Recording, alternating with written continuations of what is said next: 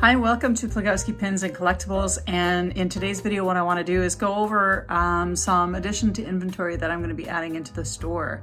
I've been an eBay seller on and off for a few years now, and really kind of starting to dig the whole pin trading and collecting business that exists out there.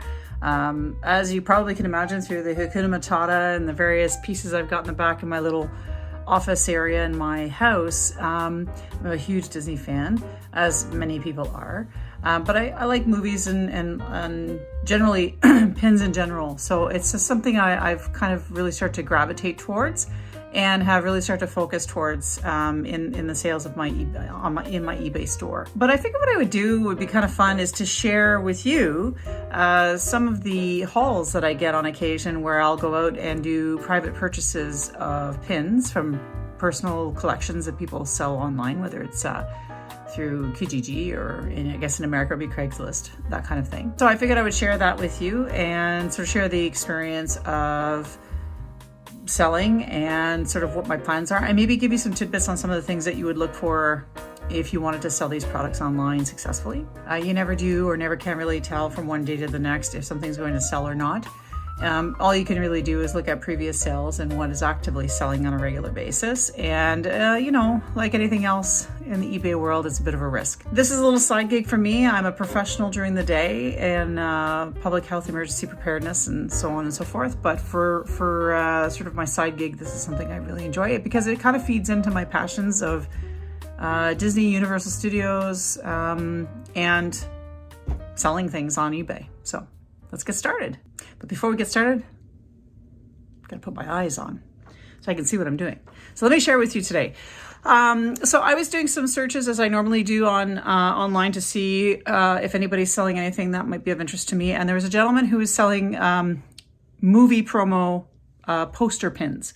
It's the kind of thing that staff at a theater would get, that they would wear on their clothing, on their lapel or on their vest in order to promote movies coming to the theater or that are playing in the theater. His collection contained a great number of Disney movie paraphernalia or movie photo sort of pins. They also contained a number of other kinds of movies, and some of them are quite old. You know, some of these pins are 20, 25 years old, but I figured I would put in an offer and see what he said. He had over 200 of these things, and I offered $1.50 a piece because I figured he needed to make some money, and I wanted to be fair.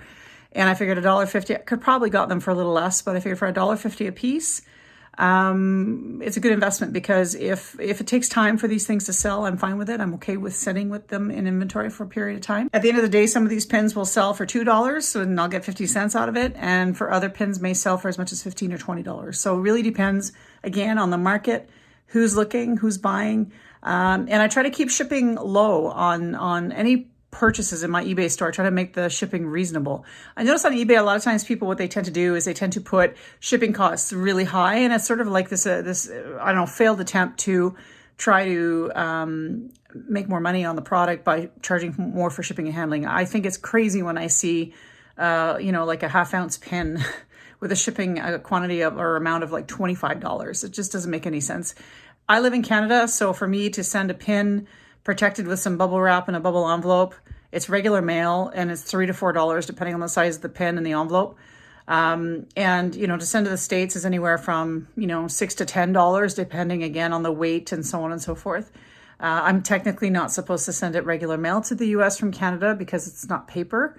But that said, I can send paper pins, and I've done that and not had any issues whatsoever. Anyway, let's get started. It's kind of weird because I have like this grocery bag of pins.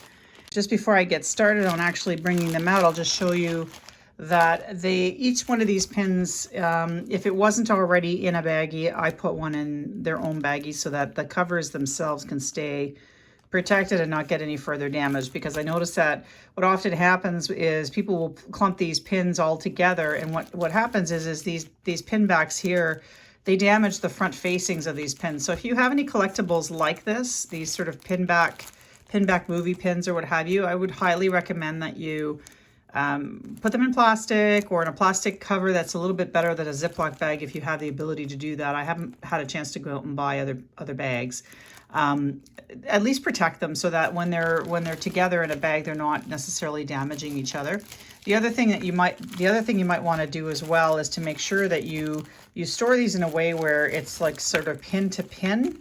And you can do that within the same bag. Even if you do pin to pin face out like this, then the pins don't damage the really important front end of the card. Okay, so I'm going to pan now to these vintage Toy Story 2 pinback photo.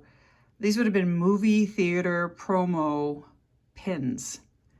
They're in pretty nice condition overall. There are a few scuffs. Some of these were in fact worn by theater staff. So there are little scuffs on some of them, but for the most part, if you look at Rex here, if I kind of shine it up against the light, you can see the ring light behind us here. There's just a little bit of, like, you can see a little bit of a scratch sort of on the surface there of his nose. But for the most part, Rexy is in great condition. If you look at Ham is also in very pristine condition. Now, with these pins, these are paper pins, so they're actually made of cardboard. A little bit different than your other typical Disney-backed pin, which I'll show you in a minute. But these pins here, you know, they have, because of their vintage nature, and, you know, Toy Story is still very popular. They can go for, you know, anywhere from $10 to $15, again, depending on your shipping rates that you're charging. I've seen them go as high as $30 shipping in for these cards. So I'll probably list these around the $15 mark because I think that's a fair price. And shipping in Canada will be about $3 to $4, somewhere in that range, and probably $3.50, something like that. And then to the States, again, because these are paper, although they are technically a pin, I could send this as paper item to the States, in which case then I could probably send it for like $6. So just to say that, you know, this kind of pin is not a bad investment from that perspective. And I mean, we'll see. I have quite a few of these. We'll see if these go or not. But this is just to give you a sense of one kind of pin that you can get in a lot. And I'm really quite excited about these because I actually love them. There are some extras, and I love this Woody. I may actually keep a couple for myself because I'm quite an avid Disney collector. So I may keep this for myself, but anyway, we'll see. So here's an example of some Disney pins that I got today of the Haunted Mansion movie with Eddie Murphy, as you can see here. Here's an example. I'll show you the backs in a minute, but here's an example of the Titanic from James Cameron, the Rugrats movie, That Darn Cat from Disney, and also the Cars movies, which, as you can see, these are in pristine condition. So if we look at, for example, let's take Madame Leota here. So Miss Leota, and don't mind my little chewed up fingernails, but Madame Leota here, the clairvoyant, as you can see, this card is beautiful. There's there's a few marks right there, as you can see right in the middle where the circle is right now. You can see there's a few little pock marks there. Those little marks are tarnishes. They are damage to the pin. So it's not perfect. This is not a mint conditioned card, but it's pretty close. Now, if you look at the back of the card, this is what you're looking for in a Disney pin. You're looking for this black paper backing. You want that to be intact. And then you should see along either the bottom edge, let me see if I can find it here. Yeah, right there. At the bottom edge, it'll say Disney Enterprises on it. As you can barely notice it there. If we go to Lightning McQueen here, I'll show you Lightning McQueen. Again, Lightning McQueen, beautiful example of one of these photo promo cards, pins rather. This one's actually very clear to see. See 2006 Pixar. Again, a little bit of damage on the backing here, so you can see some wear. But for the most part, the back of this card is pristine. The corners are really nice and tight. Not too much damage to them. I mean, there's a little bit here, but for the most part, it's in pretty good condition. And then if you look at the front, I mean, look at the colors on that card. I mean, it's beautiful. That's a beautiful picture. Now, if I kind of shine it in the light so you can kind of see the surface of it, this particular one is like mint, man. Like there's just a little bit right there. Maybe I take that back. There's a little bit of right there. You can see a few scratches. That's, again, remember that these were worn by theater staff. So these are not exactly, they weren't necessarily kept just for the purposes of collecting, but just to look at it from that perspective, this is a pretty nice looking pin. Now, another one I have here on the table is a Doc Hudson pin. This Doc Hudson pin, again, if we look at the back, we want to make sure, I'm going to come back here. You want to make sure it's intact, and it is. It looks great. You got a little bit, again, a little bit of scratching there, but it has the 2006 Pixar Hudson Hornet trademark, which is fantastic. The corners are nice and tight. They're not bent out or look bad at all. The pin, very functional still. And if you look at the front, again, I'll try to move it in the light so you can see. This one does not seem to have, I'm using the circle kind of as a guide. It's kind of neat. There doesn't seem to be a little thing at the bottom there, but really for the most part, negligible. That one is beautiful. Now, if you go online right now, this Doc Hudson pin is next to impossible to find. It's a very rare pin. And so this one will command a little more money because there's currently nothing on the market that looks just like this. If we go on to this Darn Cat, which is also a Disney movie, this is just a regular old button, just a regular old button, but they would have worn this as well. It's considered technically still Disney merchandise. So, I mean, it's in pretty good condition, very little scratching on it, very little wear.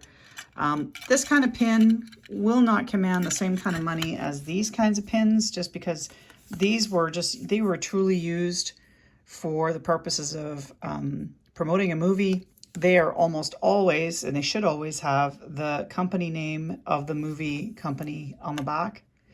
So, for example, if we look at this Titanic movie card from James Cameron, beautiful card. Actually like this quite a bit. There's a little bit of, like, you can see a little bit of damage there where it came in contact with another pin, likely in the same bag.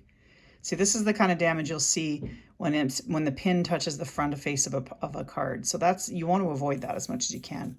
In the back here, you'll see as I look around, here, I'll turn this around. You can see the writing where it says 20th Century Fox, 1997. So this authenticates that this pin is in fact a movie promo pin. You've got the back black backer, which is typical. So if you see these pins and the black is missing, it was either a copycat pin, especially if the writing isn't there. This black is primordial. You need that. If it's not there, then this card's the pin is no longer considered sort of intact. To give you another example, we'll look at the Rugrats one now. So we have the Rugrats movie, only in theaters. Cute little card. Again, lots of really great color. The surface looks pretty good. Go to the back again. You got that telltale black paper over the metal, and then you've got the name of the company here. Trademark and copyright, Paramount Pictures, all rights reserved. Now this one here, you can see a little bit on the corner is not quite as tight as some of the other pins, but still a very good quality product. And again, the pin has to be functional in the back, obviously. So again, that's another great addition to the collection. Just to give you a little something different here, we have the Lord of the Rings pin movie promo here. This particular pin is where the trilogy begins in December 2001. So this pin, like, it's 2020 now as I'm doing this. So this is a 19-year-old pin, probably 20-year-old when it was created. If we look at the back, it just says 2001 NLP, which is perfectly fine. It's copyrighted to the theater house. It's fine to the production company. Again, the black background, fairly tight corners. I mean, this one's a little older and has seen some wear, but this particular piece is a nice one because they're not that common online. So it will be nice to see what kind of Lord of the Rings collector might be interested in buying this off the website. As you can see in here, I have a number of them. I've got Evita movie, A Bug's Life, George of the Jungle ones. Okay, so this one's really neat because this is what's called lenticular, a lenticular style pin. This is a very different take on one of these promo pins. I quite like this. This has got movement. It's got, it's lenticular, so it's got movement. So it's very different. And again, if we look at the back, so a little bit different, but still nonetheless, you have a black backer board, which is standard for these movie pins. And you've got the Warner Brothers, all rights reserved, copyright marking. And you can see that this was, the lenticular front, I guess, is made by Kodak. So that kind of gives you a sense of what this pin looks like. Now, this pin, I don't know what it'll really get online. It's currently, I don't believe anybody's really sold this in the last 6 to 8 months. There's really no way to tell what it'll be valued at, but Probably listed somewhere between, you know, $5 and $8 or something like that. And we'll see where it goes from there. Thanks again for watching this short video on the various different pens that I got to add to my collection today. It's pretty exciting when you go and you buy product for your eBay store, in particular when they're this kind of quality. I mean, these products, I mean, I was excited when I saw these today. At $1.50 a piece, I know that I'm going to make my money back and then some. But nonetheless, just wanted to share with you sort of the stuff that I see. These particular pinbacks are maybe not the most popular. They're not as popular as Disney pins are. As you can see, I have some on my backboard there. Disney pins are the next sort of thing that I'm also looking into, and I buy those on sale and I'll turn those, put those on my website as well. But for the most part, you know, whatever I can find online, and I'm really not fussy about the kind of pins. It doesn't have to be Disney pins. They could be Olympics pins, they can be anything. In fact, I have another lot coming in that I'm going to share with you in the next video. If you're interested in anything that you've seen in the video so far, and there's a lot more, like I've got 200 pins that are going to be posted in the next few days in my eBay store. So there's a lot. If you're into movies, whether it's Star Trek, whether it's Disney, whether it's Warner Brothers, whether it's any of those, feel free to go and peruse my eBay store, because they will be listed on there over the next few days. But if there's anything there that you're really interested in, take a look. The listing, as I said, will be down below. My link to my eBay store will be down below. You can take a look at it. Do remember that I do combine shipping, so if that's something you're into, just make sure you articulate that in an email, and I'll make sure that I combine shipping for you so that you can get the best savings in terms of sending these things out to you. Remember, pins don't weigh a lot, so I can put quite a few in an envelope and not cost that much more in terms of shipping. So again, thanks for watching, and I'll share as more stuff comes in. Thanks again. See you soon. Bye.